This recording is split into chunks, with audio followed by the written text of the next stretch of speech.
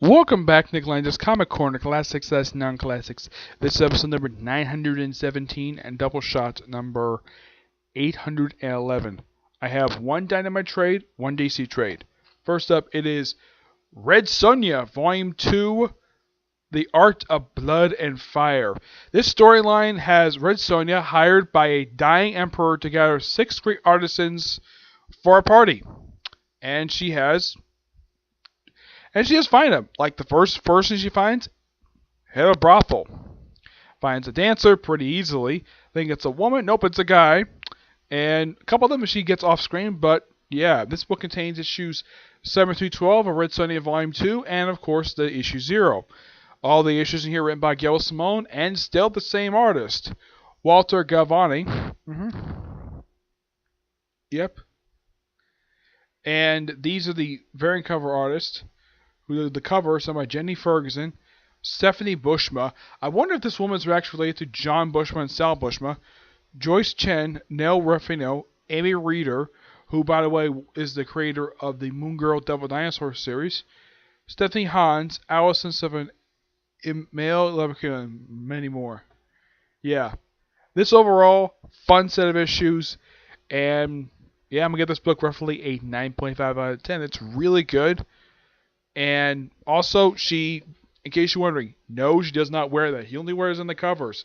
Yeah, though she does wear a slightly altered look with her. Yeah, for some reason, they decided to give her a sewn-on metal bikini look. Yeah, I don't know why. Yeah, she has like 2 looks in here. One is this look that she actually, an outfit that she put on back in issue 3, and a different look, which has her wearing the bikini armor, but it's like it's sewn together instead of like the way it was before, where they don't usually have close-ups of it. Let's see. Let me show a good close-up of this thing. Let's see here if I can find it here.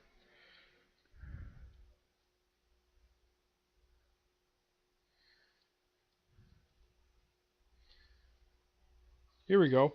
Yeah, it's like this bikini armor is actually sort of stitched together, like maybe was damaged and she has to hold it together like this. Yeah, that's where the artist basically draws her outfit. Yeah, where it's just kind of loosely sewn together, and maybe it fall apart at some point. She had to stitch back together. Yeah, she gets the artist, has a party guy.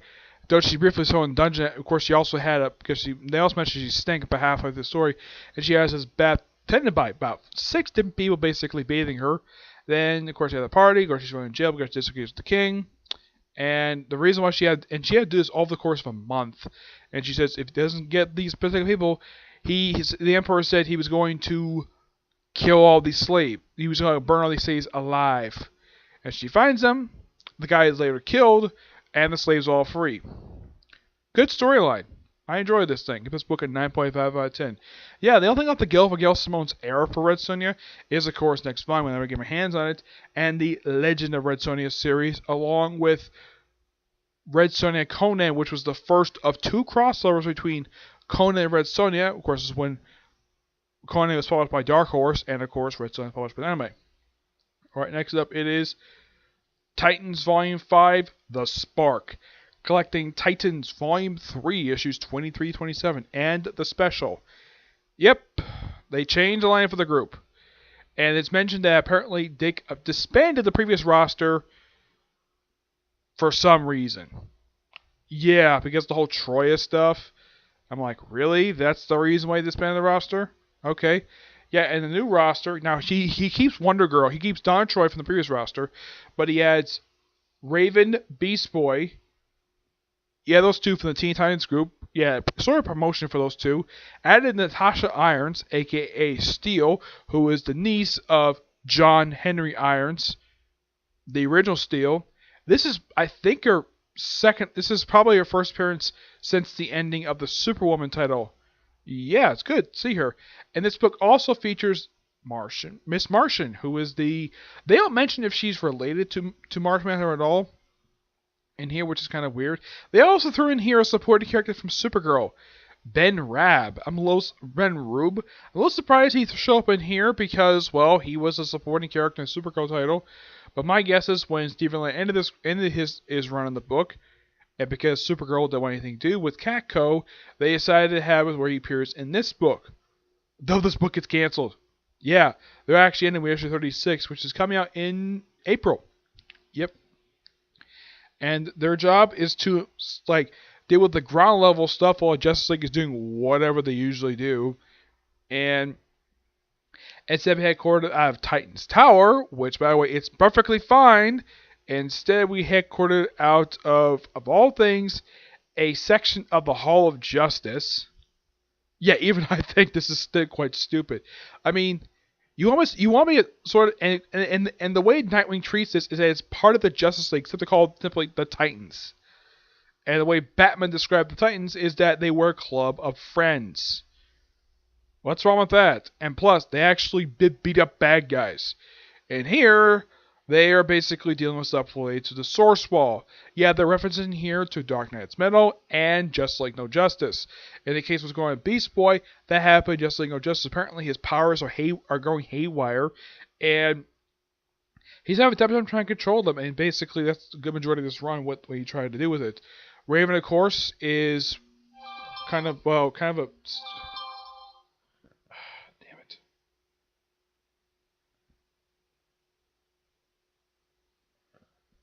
Yeah, and of course, Nightwing is part of this group for about 4 issues.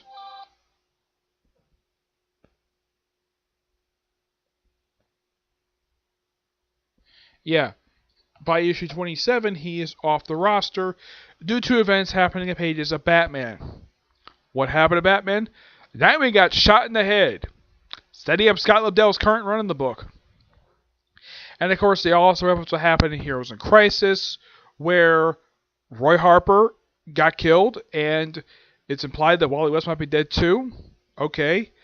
And of course, they also set up the ending of the book. Also sets up the drowning, the crossover that happens between Aquaman and Justice League. Not long after this, of course, the first issue in that one. Next issue, if this is the prelude to that crossover with Christopher Tempest, which is great that he came back. That kind of begs the question, like, where's Omen? Where's the rest of the roster? Who the heck knows?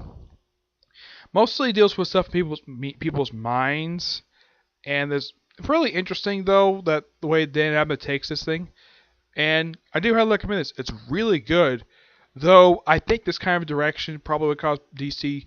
My guess is that even though some people still like this title and it's written by the same person, my guess is new direction was not popular with a lot of people. So, and apparently it had a dip in the sales, probably a dip that probably DC didn't like, so DC decided to cancel this title after 36 issues.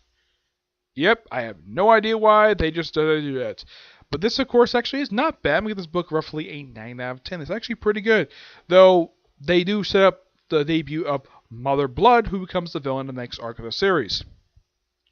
And, of course, Raven sort of gets separated, gets stuck in another place with the first part of the arc, with the whole fantasy of the guy who used to be a physical education coach, and he retired in 2001, and apparently he's sort of homeless because he couldn't get stories to sell. Okay. But it's still really good. I thoroughly enjoy it. And of course, why Miss Marsh is there, she's basically the liaison between Justice League and the Titans. And of course, Nightwing, everyone else refers to her as their babysitter. Yeah, I have no idea why. And the way that the artist basically treats Miss Marsh in some of these issues, it's kind of implying that they're trying to set a relation between her and Nightwing. Okay. Even though he has dated Inland before, her name is Starfire. Of course, that is still canon, by the way. But yeah, so it's still a good set of issues. I'm sure a lot of people don't really like this direction at all. They probably think, why not go with the previous direction they were going before? But yeah, so that's it for this particular review. Stay tuned for a little bit later for my review of the 2 newest chapters for One Punch Man. Okay, but see you in the next few. Bye.